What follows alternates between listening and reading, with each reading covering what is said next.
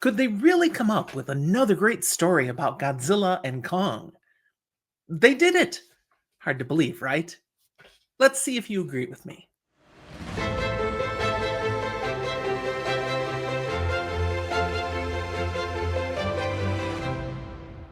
Welcome to Fantasy for the Ages, the show where we talk about fantasy, science fiction, horror, and other nerdy things. I'm here to talk to you about a movie today. You already clicked, you know what I'm talking about. If you enjoy this, be sure to give us a thumbs up and subscribe to the channel. If you haven't done so yet, we've got all sorts of content for you to enjoy. Okay, first thing, I actually had to look up how to properly say the name of this movie. I mean, what the heck do you do with the X in the title? Is it Godzilla times Kong? Godzilla X Kong? I get it. The X suggests we're getting a collaboration, a partnership between these two top of the heap movie monsters, which is great. I'm here for that. But it's just wonky to put it that way in the title. It really was. Anyway, the official way to read this is apparently to ignore the X. It's just Godzilla Kong, the New Empire. Which is kind of a dumb title then. But in my opinion, that's about the only thing dumb with this movie. If you're a fan of the franchise, if you're looking for a masterful script or Oscar-worthy acting, okay, you're watching the wrong movie. This is not the franchise to come to. But if you've come for some excellent monster fight sequences, some cool CGI action, some ironic Kong humor, and a little human drama shoehorned in, well, then this is the movie for you. Turns out, despite a bunch of mixed reviews from the critics, the fans loved this movie. It is currently the highest grossing film of any Godzilla movie, and obviously then the peak of the current MonsterVerse franchise by Legendary Pictures and Warner Brothers Studios. It was the seventh highest grossing film of all of 2024, and it proves that the general public is not tired of the concept yet. Which is a good thing since there's another sequel in the works, currently slated for 2027. A key issue critics had with this film is that they judged it against Godzilla Minus One, which also came out in 2024, just 4 months earlier than this movie. And I did watch that one as well, but you're not going to find a review on our channel of Godzilla Minus One. You see, Godzilla Minus One is an attempt to make a deep movie, where Godzilla is the canvas upon which a story with grand themes about humanity, the human condition, is told. That's actually a serious movie. This is not.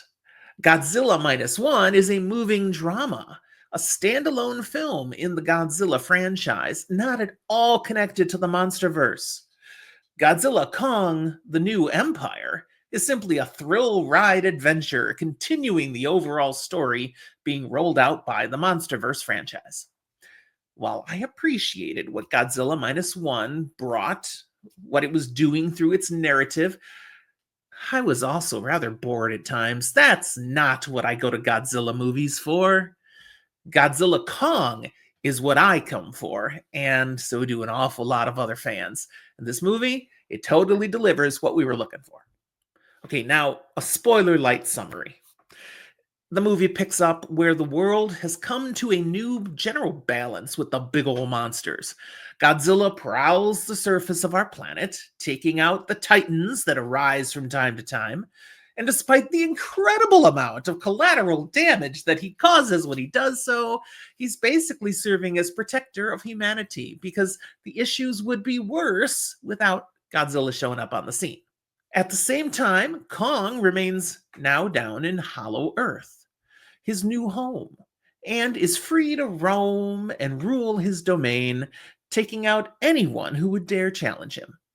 And the Monarch organization continues to monitor both creatures while advancing its own scientific research and studies. The crux of this film's plot is when a strange new signal emerges from somewhere in Hollow Earth, wreaking havoc on electronics, but also being mentally received by Gia, the last surviving Iwi tribe member, who now lives with her adoptive mother, Dr. Eileen Andrews, a top staff member of Monarch. The signal will lead to a mission to Hollow Earth, the discovery of an amazing find, as well as a new deadly threat. A threat that will involve both Kong and Godzilla before we reach the epic movie conclusion. My 6 takeaway thoughts from this film. First, this movie is a treat for longtime fans of both the Godzilla and Kong franchises, with new elements brought into this current MonsterVerse story that are very satisfying. They're deep pulls from the past of these franchises, and I love these elements being added in. Just in case you haven't seen the movie, I'm not going to reveal what those elements are. But if you know, you know. Secondly, the creature effects, they are stunning, making absolutely brilliant use of what CGI can do on the screen. In particular, the way they've brought Kong to life in such a realistic and communicative manner is fascinating. It's just so well done, and it's honestly, you can forget you're watching CGI. They just get better and better at this with each film in the franchise. My third point, the humans in this movie, they're all basically supporting cast. This movie is about the monsters, and that's what we wanted. I find the humans to be primarily here for backdrop and comic relief, and in that role, they do quite well. 4.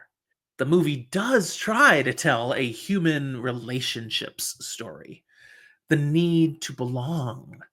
But to me, that mostly felt like, well, they had to come up with a reason to get one particular character to end up in Hollow Earth, and this is the vehicle they did it, and, okay, it works.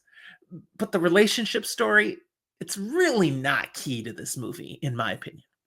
My 5th point, the characters of Bernie Hayes and Trapper, they're a bit ridiculous, a little over the top, but for me, they added entertainment value to the flick, so it worked for me. And my final takeaway is, allow me to repeat, this is not a serious movie. This is about monster battles. Heck, there's one fight scene between Godzilla and Kong that you could have seen in any WWF wrestling match. It was over the top. It was delightful. The moves they're doing, that was just so much fun to watch. So my recommendation, if you haven't seen this film yet and you have enjoyed the recent Godzilla and Kong MonsterVerse movies, then you definitely should be taking time out to watch this one now. You'll be very satisfied. It's currently streaming on Max, so just go get some. Do you need to have watched the rest of the MonsterVerse movies to enjoy this one? Actually, no. What you need is basically provided by the film itself, but it's also a satisfying next chapter in that greater story being told by Legendary Pictures. So seriously, check this film out. Have you seen it already? Do you have comments on what I've said? Put them down in the comment box, whether you agree with me and want to give me an attaboy or have a totally different take. I'd love to hear your comments and I will respond. Thanks for watching. We'll talk to you next time.